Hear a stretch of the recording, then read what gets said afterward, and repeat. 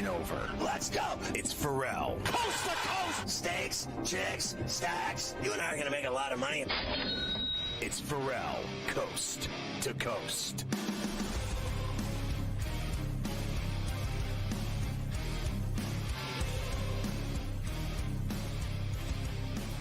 It's a pain-free Friday for all stolen out minutes on my Harley, waxing it up. 100, 200, 3, 4, nickel. The bad seed, a broken, a bad, a book, a bad attitude. We are in New York City, the Big Apple. Ooh. People dressed in plastic bags, directing traffic, some kind of fashion shade-up, along with the Tutty and Tater King himself. The founder of the Aussie podcast, the rights holder of the Sheet of Integrity, the Put It With a Golf Guru. It's Carver High this afternoon, ladies. Mafia's running it with Luke. I am your father. The rundown today in the first hour, Miles Frazier of LSU getting ready for the draft.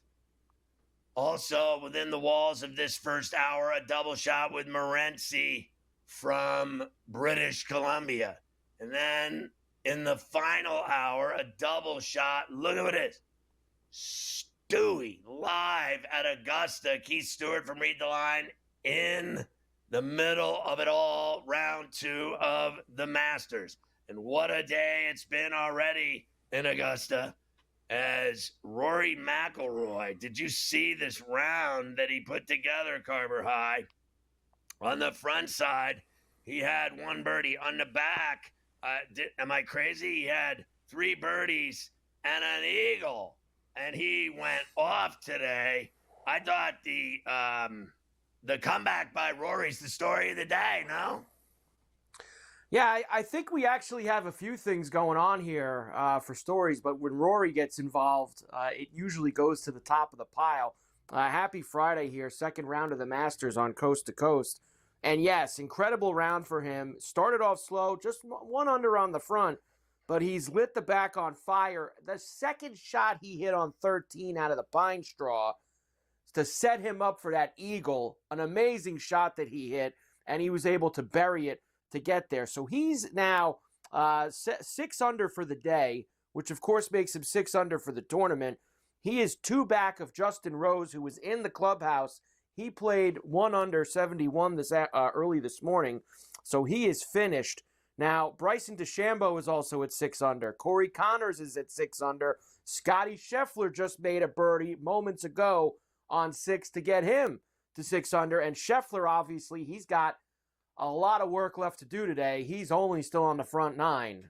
So you could see Scheffler probably move himself up this board closer to Rose. Your boy Victor Hovland caught fire on the back 9. He's at 5 under. The Irish Bear is at 5 under. I mean, I need this on Sunday at 3 o'clock. I mean, if you're telling me that we're coming down the stretch on Sunday and I've got McIlroy, DeChambeau, Connors, Scheffler, Hovland, Lowry, Oberg, Jason Day, like, if that's the group I got, sign me up. And everybody's going to be close and tight because that'll be an amazing Sunday. So I'm sitting there watching this guy, DeChambeau, play, and I think of how he loves to just absolutely be in majors and go for it. I mean, this guy goes big ball, and he's doing it right now, and he is right there. He's playing his ass off. All of these heavyweights, I mean, it is insane. And it doesn't stop there. The pack at 4, the pack at 3. I mean, the pack at 2 under. There's former champions sitting there at 2 under and Reed. It's just incredible.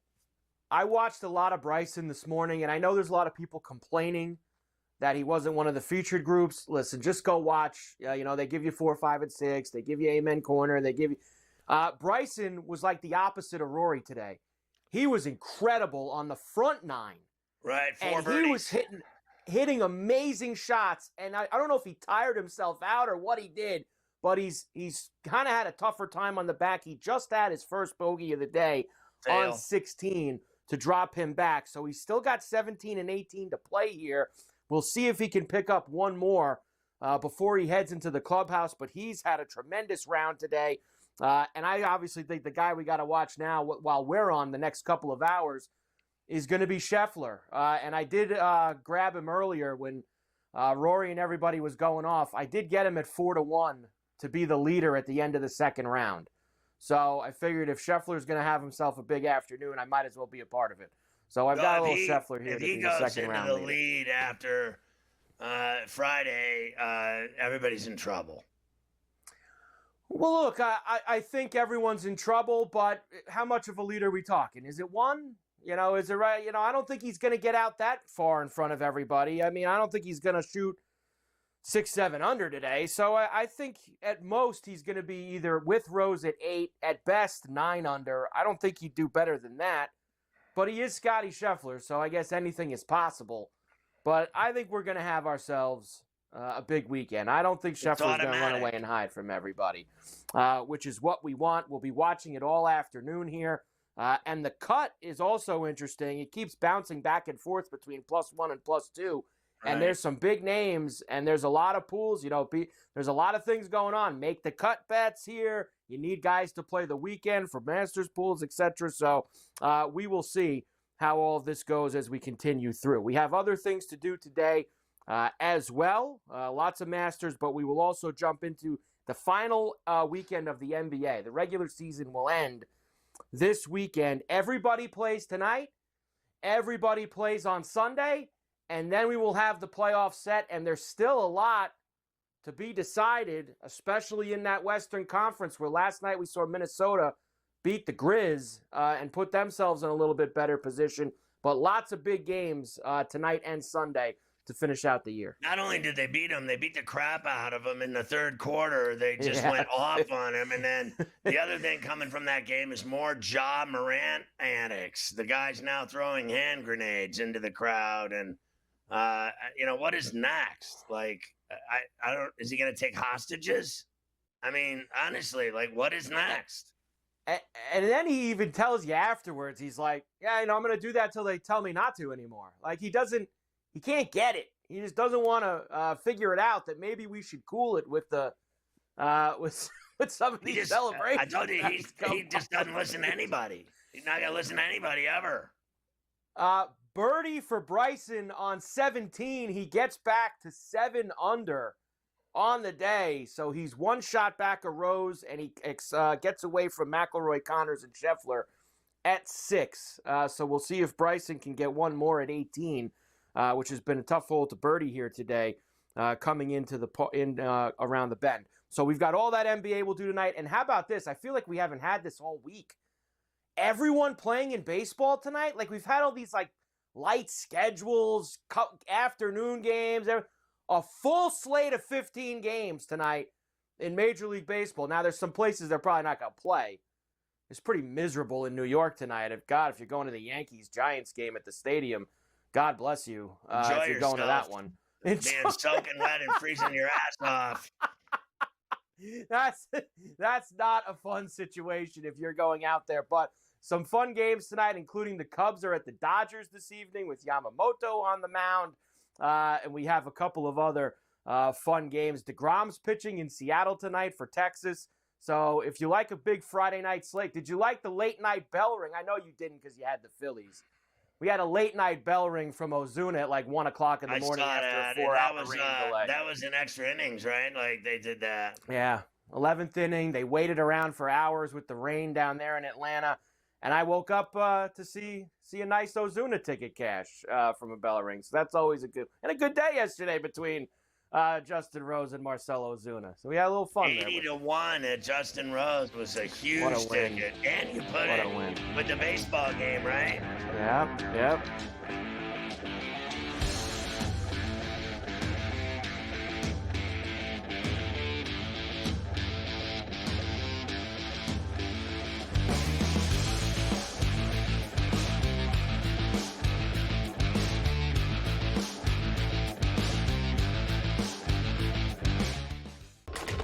Enter into the magical world of McLuck.com, where even the smallest of spins can win real cash prizes. Adventure into over 1,000 of the best Vegas-style slot games. So what are you waiting for? Unlock your free welcome offer today. Join the fun where winners play and players win.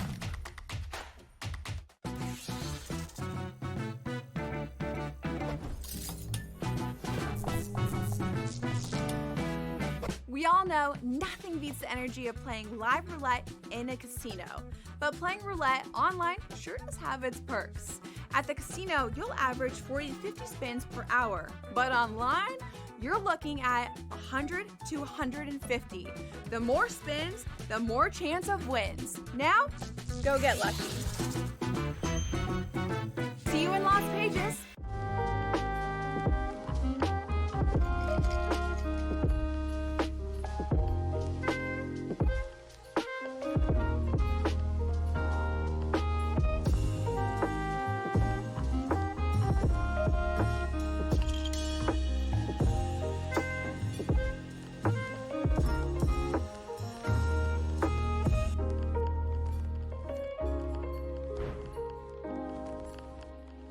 The game is on. The stakes are high. But the action isn't just on the field. He's rearranging that rim. Get it inside! SportsGrid's in-game live. Your ultimate second screen experience. A little flyer, couple of 15.5 point live line. Every prop, every play, every day. Anything can happen. It's complete chaos. It's smarter to be on SportsGrid. There is going to be an energy to game time decisions that you will feel night in and night out. We're going to go through every single thing, and I've got a great team behind me that's going to help me get the job done. I want this to be the place that people come to. We are going to hit every single one of those markets that you need to know about. There is not going to be a better place, I promise you, than game time decisions. We will have everything at our disposal, and we will use that to our advantage. I'm Kevin Walsh. Tune into Game Time Decisions from 6 to 8 p.m. Eastern on SportsGrid.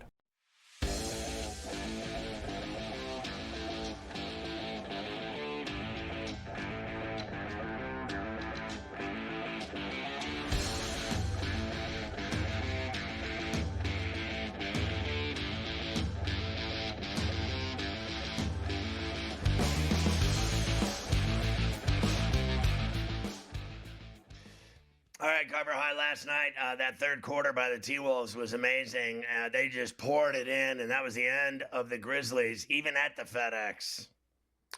Even at the FedEx, indeed. 141 to 125. The T-Wolves get it done against the Grizz. Ant had 44 points. Julius Randle actually had a huge game, too. 31, 10, and 5 for him. But in the third quarter is when the T-Wolves shine. They scored 52 points. That's the most any team has scored in a quarter in the NBA this season. Ant was raining the threes on TNT. I had it as a moving screen myself. Here's Edwards. He shakes Aldama, buries another three. And he's got a 40-piece in Memphis tonight. Jackson frustrated, flailing his arms. I thought he got fouled. Edwards for three. Okay. I mean, the guy was just seeing the ocean. I mean, he really was. So it was all falling. He said that he felt like he blacked out. Like he just didn't even care how many of them he shot. He said they were all going in. He didn't know which one was which. And he was just simply on fire. So I noticed from the beginning of the game, Mike, that the guy just, every time he touches the ball, he shoots. Like he doesn't. He is all about scoring, man. This guy is like, give me the ball and get out of my way. I think especially considering the spot that we're in now, right? Like they had that bad loss the other night to the Bucks, which they should have won that game. I mean, let's be fair. What were they up 24 in the fourth quarter? And they lost that game. So, this is now do or die. I mean, not only do you not want to play in the play-in game, you don't want to play in it on the road. So it was huge for them to get that win, and he basically just said, get the hell out of my way. I'm going to get us there. And that's precisely what he did. So huge night for Ant. Now, Ja, on the other hand, he had 36 for the Grizz. Had a good game, but unfortunately it was not enough for him. Here he is afterwards talking about how their defense is abysmal, and they have to go to Denver now tonight on a back-to-back. Another team that's with them right in that cluster of West teams that are trying to get all those spots not in the play-in. Here's Ja. How you turn the page in less than 24 hours and play Denver in altitude, man? You ain't got no choice. We put ourselves in this position. Is that adjustment, you about to hop on the plane, get to Denver, play a game, like I said, less than 24 hours. Is that more mental or is it actually a physical No thing? complaints from me. I'm ready to go to Denver. Well, I was going to say, what is the message coming out of this game? Obviously hitting the reset button pretty quickly. What is your message to the team based on the way you guys have been with it? Play some defense and go get a win. What's the biggest key to defense? Yeah. Like I'm saying, on the defense end, what you think is the biggest key to kind of get y'all? What you felt like the problem was today? A lot of things? Yeah. There you go. There you go. So I thought some of the questions were stupid. I really did. I was just listening to them. It was one after the next. What do you think the key is? What are you doing? How hard is it to fly to Denver? Do you think it's physical or mental, or what do you think you got out of this game? What did you learn? Is there anything you learned? Do you think you can go back to back? You can play this team tomorrow night? Like, duh. Of course they have to show up tonight and play. And they played no defense last night. They gave up 52 points in the third quarter. Lights out. Lights out indeed. And of course he also had the comments about I guess what's he doing now? He's throwing a grenade in the crowd. And covering his ears and the whole deal. Like, I just think he's got to, I hate to say it, he just refuses to grow up. I mean, he just is he's so immature with it and so defiant. You could even see when he does interviews, he's angry. He's angry at the world, it would appear to me, hates everybody, the media, other players, the refs, the league, the commissioner, the man. I mean, he can't stand anybody. The po-po. I mean, he's been in nothing but trouble there the last couple of years. He's been suspended. He's had everything he thinks, thrown at him. Like everybody's out to get him. It's the other way around, bro. You're just a child. You act like a child. And this is what you get. I mean, he is the epitome of a guy that just doesn't get it. He won't learn his lesson. I mean, they're just going to keep spanking him until his ass bleeds. I mean, how many times do you have to be in trouble before you finally grow up? He said, I guess this was before the game, he said, "It's not what you think it is. I'm taking my words and I'm throwing them out there. I'm speaking Ja, I'm being Ja. So I'm going to block out the noise. That's what I'm going to do. So when you see me do that, that's what I'm doing." He said he's blocking out the noise. So no one, you know what? And Rory's blocking out the noise. Everyone's blocking out the noise. Yeah. Like, this is the most overused term now in the world of sports. Every day, all I hear about is blocking out the noise. You're creating your own noise. He's a rock concert. He's Coachella. Jesus Christ, what doesn't he do? He says, "Oh, I'm not listening. I don't hear anything. I'm covering my ears." Like, honestly, dude. Like, I love this guy's game. Just grow up. How about your boy, Bernard Langer, just rolled one in from like 30 feet out to get to even par. Huge birdie for him on 12. Your boy Bernie going to play the weekend, his final time playing the Masters. Certainly looking like it if he can get through these last couple of holes. What a putt by Langer there to get himself in the mix. Nice job. Oh, this is outstanding. And Rory has now on 18. Of course, they can't put up there what he's going for. Is this for birdie? I'm watching it right now. Is this for birdie? I'm wondering the same thing as you. It would be nice if they put it on the screen. I'm sure they're saying this is for par. So this is for par for him to. There you go. So he'll finish 6 under for the day, and Scheffler made a bogey right before that. So he, after the birdie at 6, bogeys at 7, falls back to 5 under for the day here. So that's, listen, we'll keep Scheffler right where he is. Not a problem for that. And Rory goes in at 6 under, 2 back of Rose going into tomorrow. So there you go, your update. We'll keep watching the Masters here coast to coast.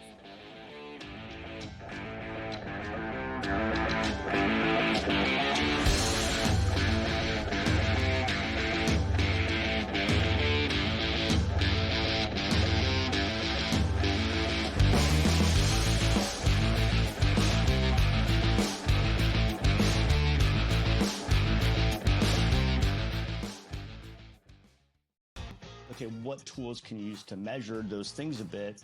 and that's where you have like force plates and 3D motion and you know, launch monitors, things like that. But that's all just sort of like measuring what's happening. That doesn't necessarily explain why one guy's really good and another guy's not really good. And that's where there's still kind of like this ongoing, how do you like continue to do research to understand that better? And I think that's going to last well past my lifetime. The Smiley Show, only on SportsGrid. We know what Chris Sale can bring. I was personally high on Schwallenbach. Smith-Shawver, their other starter, looks okay to kind of bad. They need to I don't want to say tread water, so I think that puts it in a bad light, but that's what they ultimately need to do. They need to tread water until Strider gets back, until Acuna gets back, and maybe it's just part of the team morale mentality that we're not at full strength, need to kick things into gear once those guys get here. Pro Baseball Today, only on SportsGrid. These guys are barreling everything right now that are hitting well. Pitching is usually ahead of hitting this time of year, but torpedo bats is what we're reading about, Tom, and I think it's hilarious. Will the pitching be out in front, or are the bats actually this strong? So it's going to develop over the course of weeks. And again, if all teams have the ability to do so, be creative with it and get out there and use it. Game time decisions, only on SportsGrid. After every round, you guys were still up in each other's face, mouthing off before you went back to your corners, trying to get not just the last punch, but the last word. What was the move between you guys? Obviously, you're in there for your fright. It didn't cut him. It didn't stunt him. A point wasn't taken away. There's no reason to even mention something like that. You're in a brawl. Things are happening. Accidents happen. Only on SportsGrid.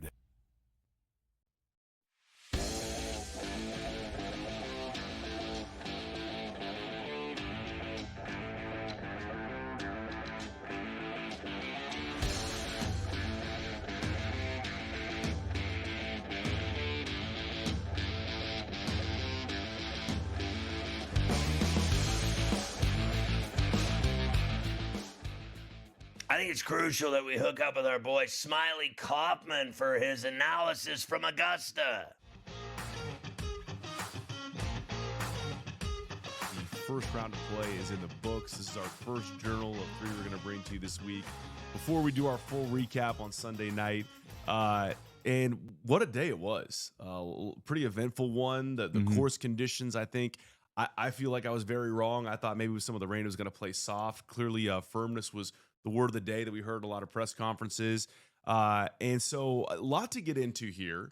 I got some notes I took out on the course. Want to kind of go through some players.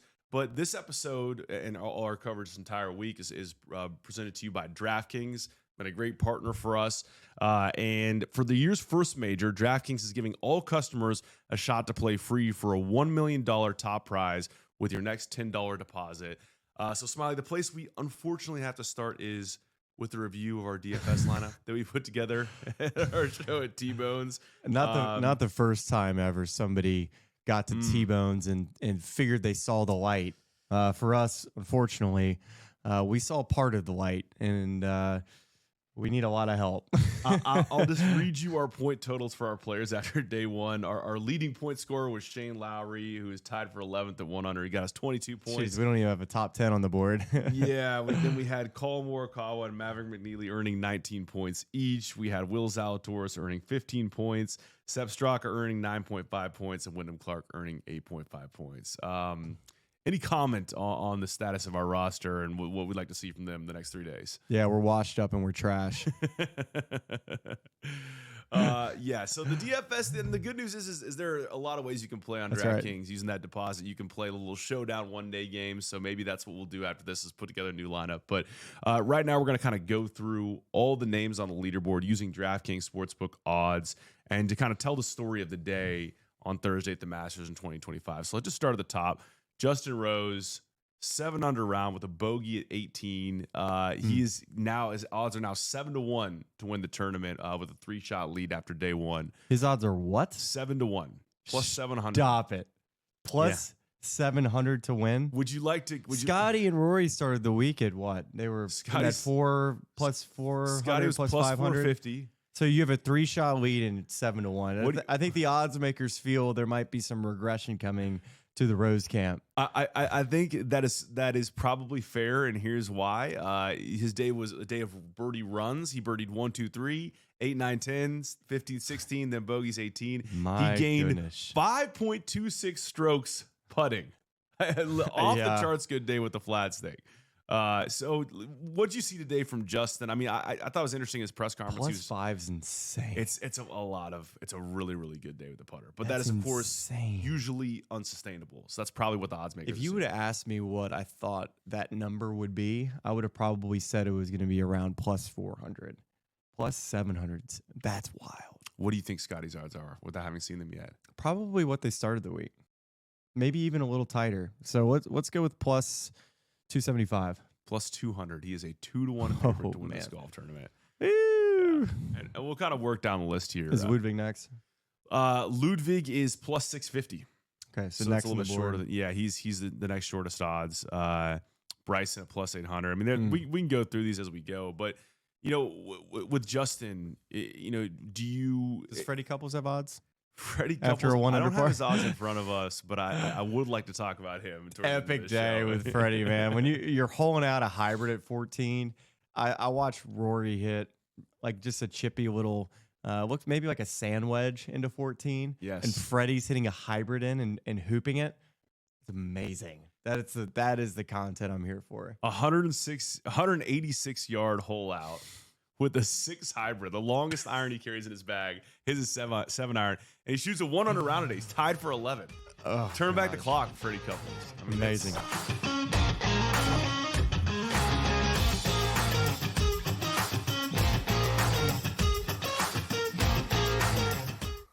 I got to be honest with you, Carver High. When I looked at Rose today, to me, it's all I need to see that he's not winning it. Like, he never wins it. He's been runner-up twice. He's been top 5 a bunch of times, top 10 a bunch of times. He was a first-round leader. You cashed it 80-1. But he was 1 under today, and all these other guys are firing 6 under, 5 under, 4 under, and he was 1 under, and he's had bad Fridays before. I don't think 1 under is a bad day, but it is when you were 7 under on Thursday. You know what I mean? Like, so I think he's not winning anything.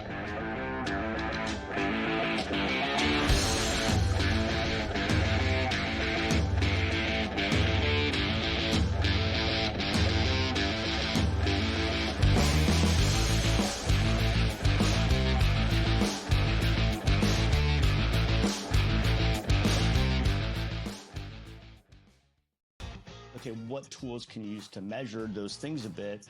And that's where you have like force plates and 3D motion and launch monitors, things like that. But that's all just sort of like measuring what's happening. That doesn't necessarily explain why one guy's really good and another guy's not really good. And that's where there's still kind of like this ongoing, how do you like continue to do research to understand that better? And I think that's going to last well past my lifetime. The Smiley Show, only on SportsGrid. We know what Chris Sale can bring. I was personally high on Schwallenbach. Smith Shawver, their other starter, looks okay to kind of bad. They need to I don't want to say tread waters. I think that puts it in a bad light, but that's what they ultimately need to do. They need to tread water until Strider gets back, until Acuna gets back, and maybe it's just part of the team morale mentality that we're not at full strength. We need to kick things into gear once those guys get here. Pro Baseball Today, only on SportsGrid. These guys are barreling everything right now that are hitting well. Pitching is usually ahead of hitting this time of year, but torpedo bats is what we're reading about, Tom, and I think it's hilarious. Will the pitching be out in front, or are the bats actually this strong? So it's going to develop over the course of weeks. And again, if all teams have the ability to do so, be creative with it and get out there and use it. Game time decisions, only on SportsGrid. After every round, you guys were still up in each other's face, mouthing off before you went back to your corners, trying to get not just the last punch, but the last word. What was the move between you guys? Obviously, you're in there for your fright. It didn't cut him.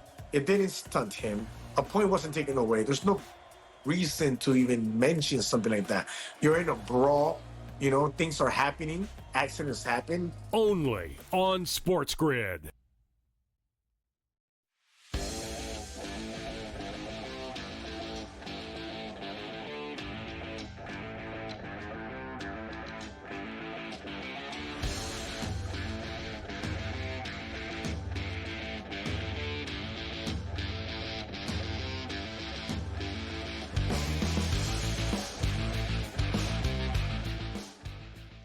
thought that was a brilliant putt by Bryson DeChambeau on 18. And I go back to my question. He went 7 under in round 1 under today. Everybody else caught him, basically. He's got a 1-stroke lead, and he's barely surviving over all the other big names. I just don't see it. And you said to me in the break something about 4 days at his age to keep running up these scores isn't happening. Well, look, yeah. I mean, if you're going to have a tournament like this where now look, there's going to be days where this has been kind of out of unreal. 4 under, 6 under, 4 under, 4 under, 3 under, 5 under. I think there's been a little bit more scoring today than you would have thought there would be on Friday at the Masters. But for a guy like Justin Rose, who's still a very good player, but 45 years old, still, he's up there on some of the other guys on tour. He can have rounds like he had yesterday, but putting 4 of those together to win the green jacket, I think that's asking a lot from him. I don't want to bash the guy too much because he was so good to me yesterday. But I think it would be very difficult. I just don't see it. I'm not bashing him. I think he's a great golfer. I think would be very difficult for him over, what are we talking now here? 36 more rounds, 36 more holes, I should say, to hold off Bryson DeChambeau, Rory McIlroy, Scotty Scheffler, Irish Bear. Like that's, there's a lot of big time players that are now going to be nipping at him tomorrow in that third round.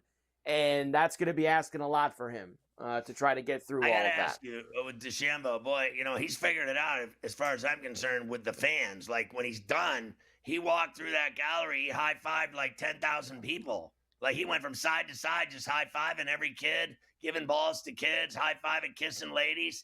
He's got it figured out. They love him. And this started at the U.S. Open last year when he won. And he had, remember, he brought the trophy out with the crowd, and everybody, everybody loves his YouTube videos that he does. He might be, and look, I think Rory's Rory's popular. He's a lover or hate guy, Rory. Rory's kind of become like the Yankees or the Cowboys or the Lakers. You either love or you absolutely hate him. He's not as cool as this kid DeChambeau to people. Bryson DeChambeau might be the most popular fan-wise guy in golf now. And I know he plays and live, and that's sacrilege to say. But Scheffler's the best golfer, but I don't think Scheffler has like the fan love. Got the personality of a bear in the woods. That's why. And Bryson is out there, and he's, like you said, I just saw him. He gives you the big fist pump when he makes that big putt on 18. He comes out, he starts. He's a guy that's like a man of the people. The people love that. When a guy comes out and he's showing emotion and he's into it, and he's playing well on top of that, that's what you love to see. And Bryson's remember people hated this guy 2 years ago? I don't think he was a little misunderstood. People thought he was nuts with how he's, swinging 1,000 miles an hour and hitting the ball. He's got personality, and he's turned himself around, and people love him now. Pretty obvious. Man, it would be great to see him win. If one of my guys don't win this week, and I might add Bryson tonight going into the weekend, I hope he wins. That would be something else if he pulls another major out in the past year. All right, let's get to a couple other things with the NBA because we have a big slate tonight that we're going to have to get to. There's tons of games. The Bucks did beat the Pelicans 136-111 last night. Giannis had a huge game. The Hawks beat the Nets 133-109. How about this Ricochet? I think you brought this up last week. He had 38 points last night. The kid hit like 6 threes. He doesn't get talked about. None of those guys who got picked at the top do, but he has been pretty good for Atlanta. He's gotten better as the season's gone on. Well, I think that what I see is a guy that, here's the problem. Castle will be Rookie of the Year because he's American, and it's biased judging, just like it is for everything. The Defensive Player of the Year, just like it's been in the MVP. The year that Embiid didn't get it, I thought he should have got it, and then the next year he gets it, and now they're doing this stuff with Draymond Green. I would still say that, frankly, Wembanyama still leads the league in blocks by 35 blocks, and he's missed 35 plus games with the blood clot, right? And he still leads the league in block shots, and he's not getting it. And you're telling me this kid, Great Barrier Thief's not getting it? He's broken every steal record in the NBA over the last 20 years. It's bullshack. And so what I'm saying is that Castle gets it because he's a Meanwhile, this guy from Europe, he's French, right? He's scoring in droves every night. And, I mean, no one besides us talks about it. I mean, you don't hear his name ever anywhere. Not only that, they won't even show his highlights. Like, the guy has 38, and you wouldn't see him on a SportsCenter highlight to save your ass. The European players are better now. I'm telling you, they're breeding them over there. I told you I played with a couple of them. I played with this Ukrainian kid. He's the best player I've ever seen. I'm telling you, they don't want the American media, the U.S. journalism is a factory of phonies. That's all it is. Kissing ass, trying to make friends with the players. You see these guys going courtside, hugging LeBron James from these sports networks. One of them's arguing with him. One of them's hugging him. Everybody's best friends with the players. Like, I was never in journalism school taught to suck up to athletes so that I could fool my mind into believing they were my friends. Like, are you kidding me? Did you see when LeBron James went on the show and talked bad about all of them? One by one. This guy's fat. This guy's a loser. I don't have anything to do with him. I don't even know him. Meanwhile, they all think that he's their buddy. Like, cover the sport like it should be covered. When a guy drops a 38 piece, recognize. You really should. And you mentioned Daniels, 3 steals last night. He's got 226 steals on the season. You don't see me missing it. That's the most steals in an NBA season since the glove in 1995-96. The glove. Gary Payton, almost 30 years ago. The glove getting involved. And but he's not even winning Defensive Player of the Year. It's not even I mean, he's not even being considered. And I am telling you that as far as I'm concerned, unequivocally, it should be Wembanyama and Daniels. That's it. And I give Draymond Green nothing other than he's an ass H. Let's not call him ass hats anymore. Let's drop into the ass H territory. Right into the valley. Ass H. He's an ass H. I'm sick of listening to this guy judging others when he's the one setting the standard for being an ass H. Real nice of I'm watching the broadcast here. Nice that Rory had the time today to go sit in the Butler cabin with Van Pelt. Meanwhile, yesterday he hightailed it out. Yesterday he hightailed it out of there after his 2 double bogeys in the last 3 holes and left without talking to anybody. But today he could sit down in that Butler cabin and have a nice chat. He's so famous that he's the guy that he'll give the fans not 1 second. He doesn't have anything to do with anybody. Don't touch me. I'm Rory. He thinks he's above everyone. I love his game, always have. But I would rather get drunk with DeChambeau and party with the people than even look at this guy. This guy, he's too good for everybody. One day he does interviews, and next day he doesn't. Like, make up your mind, bro. And we've seen this before. Do you remember when he melted down and missed the putts in the major last year? And where did he ran off to New York City. He was wandering the street. Pinehurst at the Open. Yeah, after the U.S. Open, he missed those putts. Bryson hit that great shot, and he grabbed his bag, threw it in the car. He's a phony. If he wins, he's taking pictures with the trophy. If he loses, he goes, wears his hat, and hides. It's true. It's tough to take sometimes. It truly is. All right, we'll keep watching the Masters. We'll do the rest of the NBA after you talk the game. We got everybody's playing tonight. Everybody's playing in the NBA. We got 15 games that we have to go to. Well, some teams aren't playing.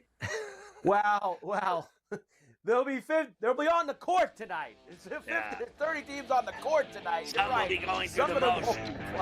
Some of them won't.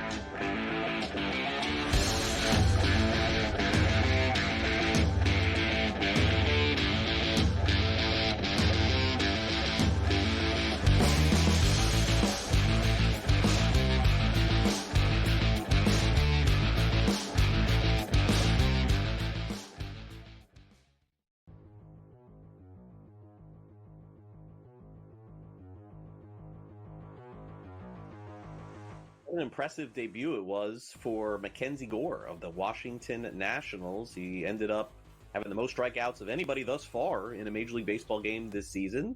Buy or sell, George? Mackenzie Gore will be a top 15 fantasy baseball pitcher this season? Top 15. Buy or sell? You know, these questions are made up by Sam Yarnell, our producer, man behind the glass here. Who's a Washington Nationals fan here? You ever get the feeling that he just made this where you have to say bye? All right, because top 15? Yeah, I think he'll be top 15. Come on, Sam, make it top 10. Make it a little bit more interesting. Maybe even top 5. Yeah, I think he's got the upside to be that. Once again, he is a good pitcher anyway. Once a top prospect here, you're pitching in a good pitcher's ballpark here. I think the upside is there for him to be much better than top 15. Top 5 may be pushing it, but I think he'll be inside the top 10. So yes, I am well on board the Mackenzie Gore train. All right, yeah, I think that I am going to buy this too, man. I don't know. He's just, and again, it's not just that one start for me. I think I have the video somewhere. I was like literally sitting behind home plate for one of his starts in Palm Beach, and I was like, wow, like this guy's stuff looks really, really good.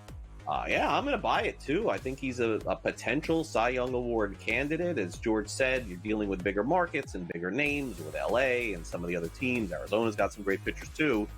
But I think he's definitely in the mix. And look, do I think he's a top 2 guy? No. Do I think he's a top 15 guy? Yes. I'll buy that. As his season, I think, is going to be a special one for him. Fantasy Sports Today. Weekends starting at 8 a.m. Only on SportsGrid.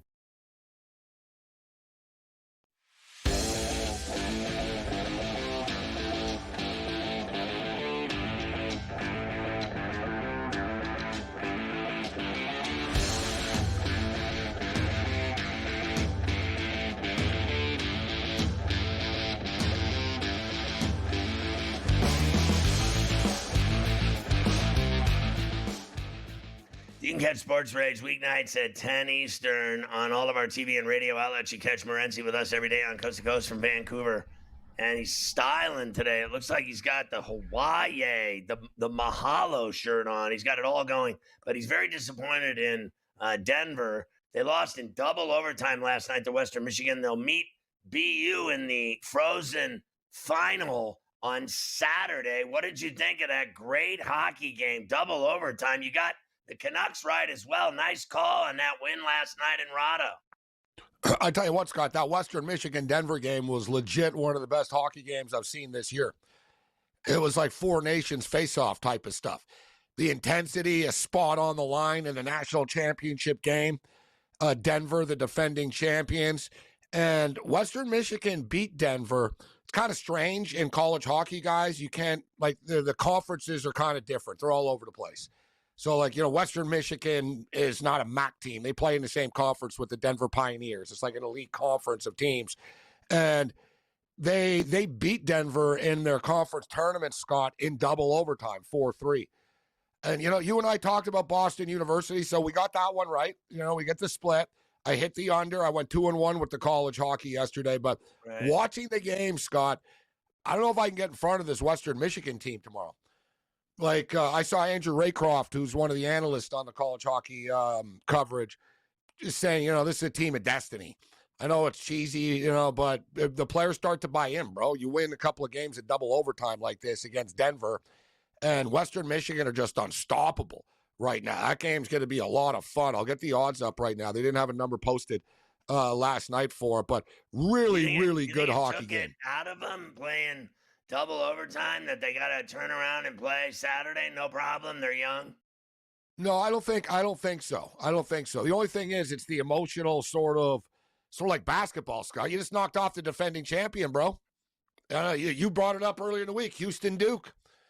You know what I mean? That's my only concern. It's like, all right, you guys just beat the Pioneers twice. Are you going to be able to roll on? But, you know, they're playing so well. They're so fast. This is like the eyeball test for me watching both games yesterday. Like the first game, the Boston kind of stifled Penn State last night. It was more of a slower type of pro-style hockey game.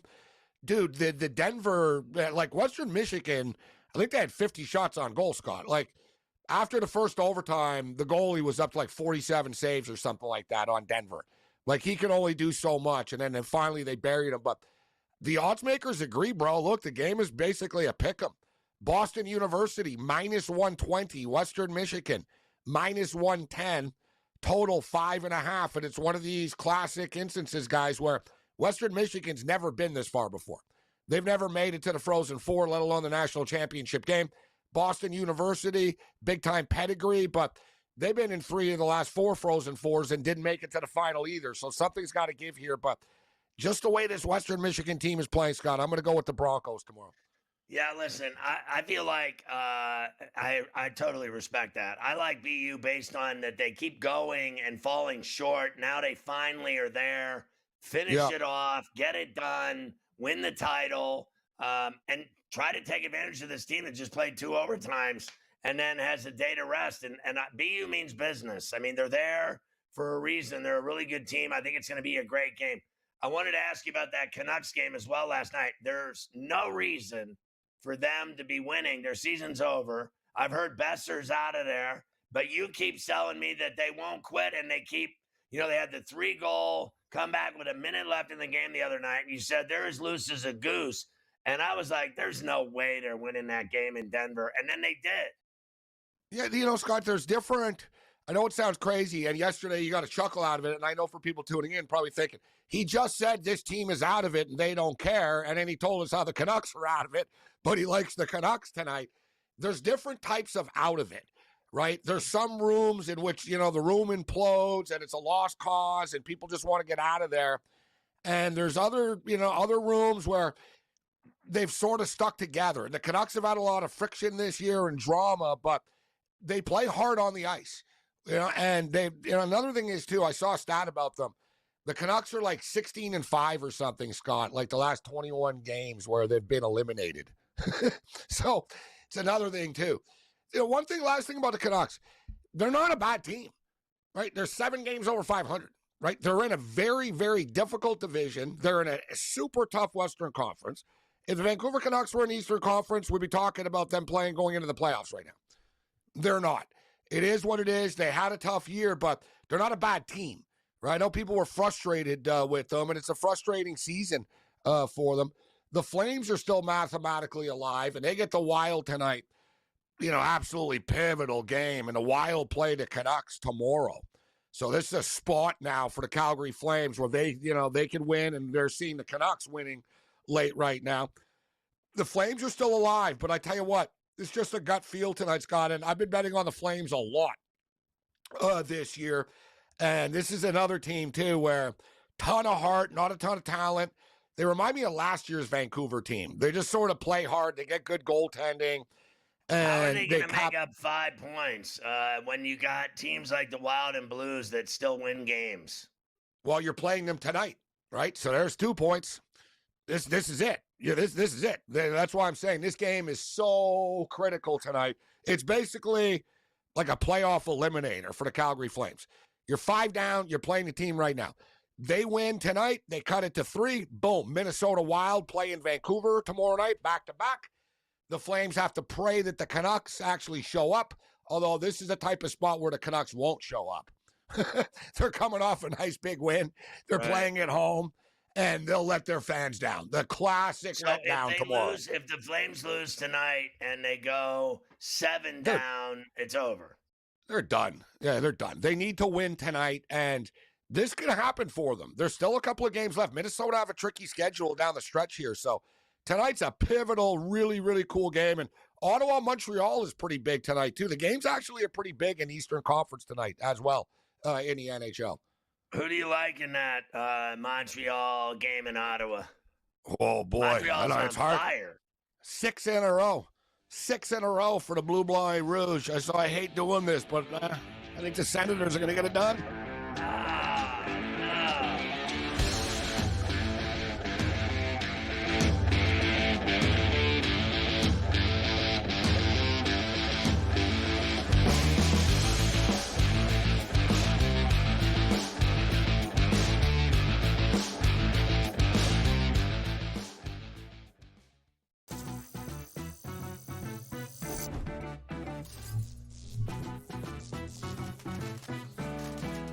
Did you know sportsbooks tend to draw up tighter bet lines for events that get even more bettors, like championship games or major matchups. My tip?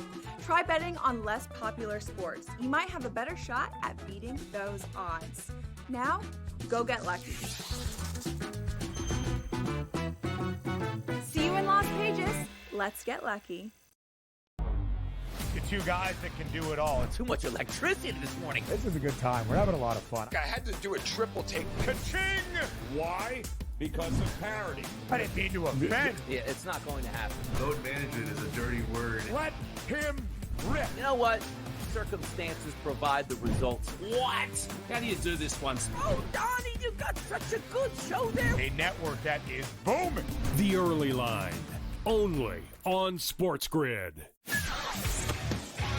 They won the game, and a lot of people, I think, are, prematurely writing them off. Like, I heard a lot of people say they're not even making the playoffs this year. What I give them credit for right now, Scott, I'm not going to pencil them to win the division yet. Let's see how they do. What I give the Red Sox credit for, and this sounds like silly, I give them credit for actually trying this year. Ferrall Coast to Coast, only on SportsGrid. Okay, what tools can you use to measure those things a bit? And that's where you have like force plates and 3D motion and launch monitors, things like that.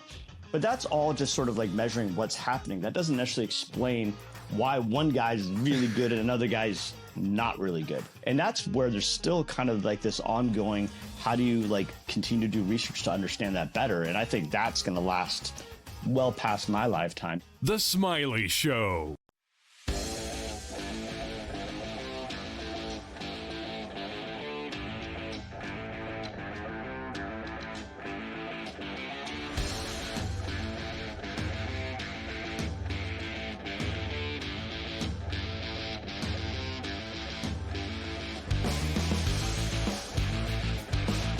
Talking to Morency. All right, let's go through this for fans that are either drunk or stupid.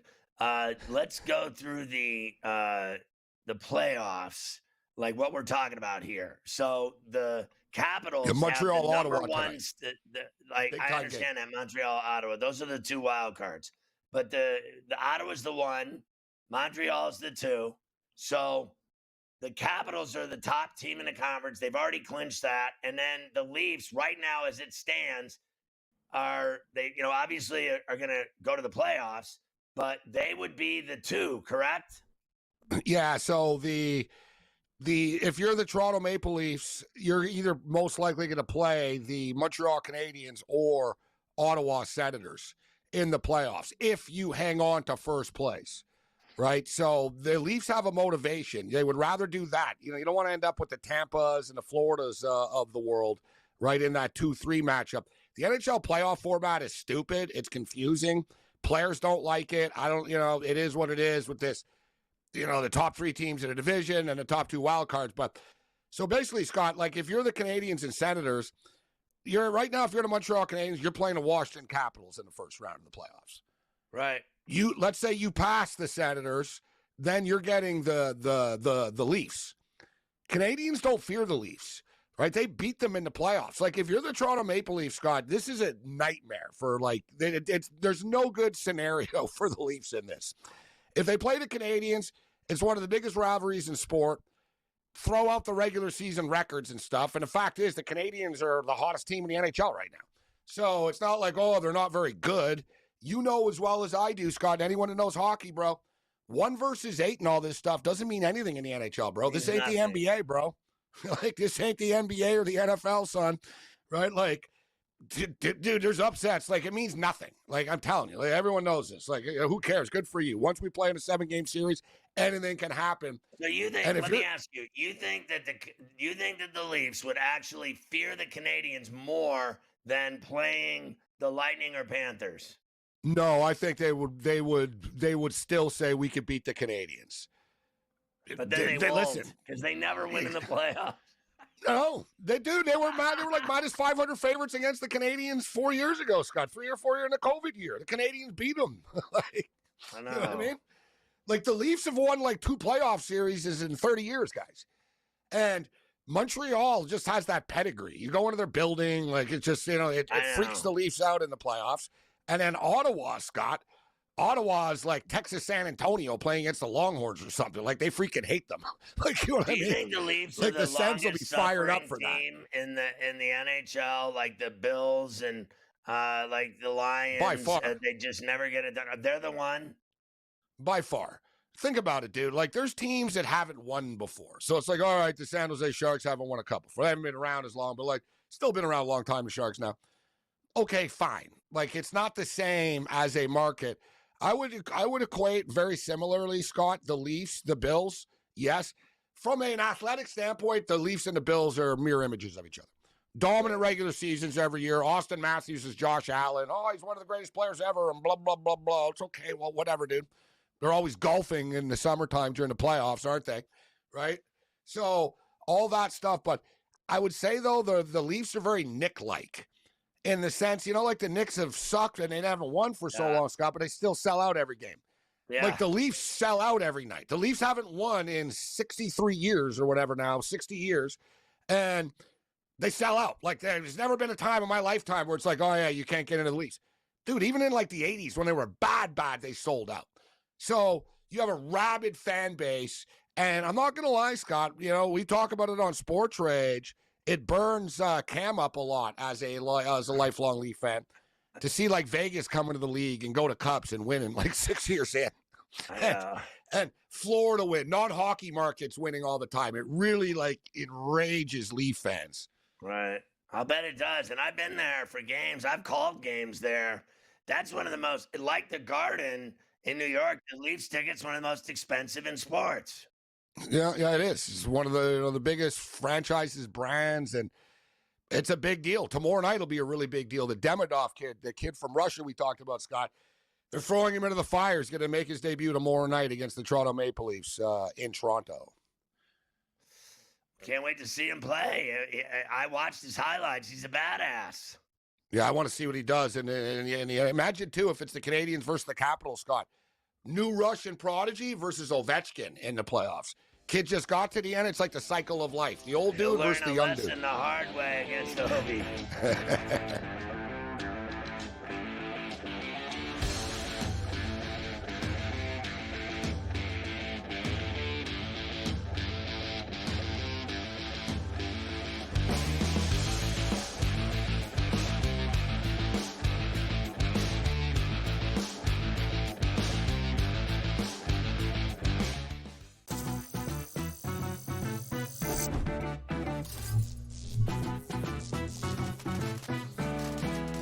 Did you know sportsbooks tend to draw up tighter bet lines for events that get even more bettors, like championship games or major matchups? My tip?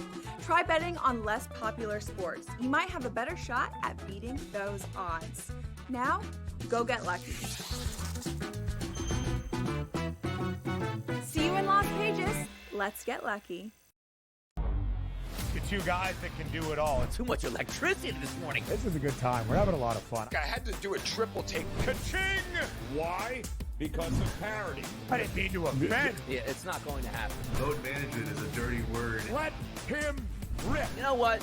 Circumstances provide the results. What? How do you do this one? Oh, Donnie, you got such a good show there. A network that is booming. The Early Line, only on SportsGrid. They won the game, and a lot of people, I think, are, prematurely writing them off. Like, I heard a lot of people say they're not even making the playoffs this year. What I give them credit for right now, Scott, I'm not going to pencil them to win the division yet. Let's see how they do. What I give the Red Sox credit for, and this sounds like silly, I give them credit for actually trying this year. Ferrall Coast to Coast, only on SportsGrid. Okay, what tools can you use to measure those things a bit? And that's where you have like force plates and 3D motion and launch monitors, things like that. But that's all just sort of like measuring what's happening. That doesn't necessarily explain why one guy's really good and another guy's not really good. And that's where there's still kind of like this ongoing, how do you like continue to do research to understand that better? And I think that's going to last well past my lifetime. The Smiley Show.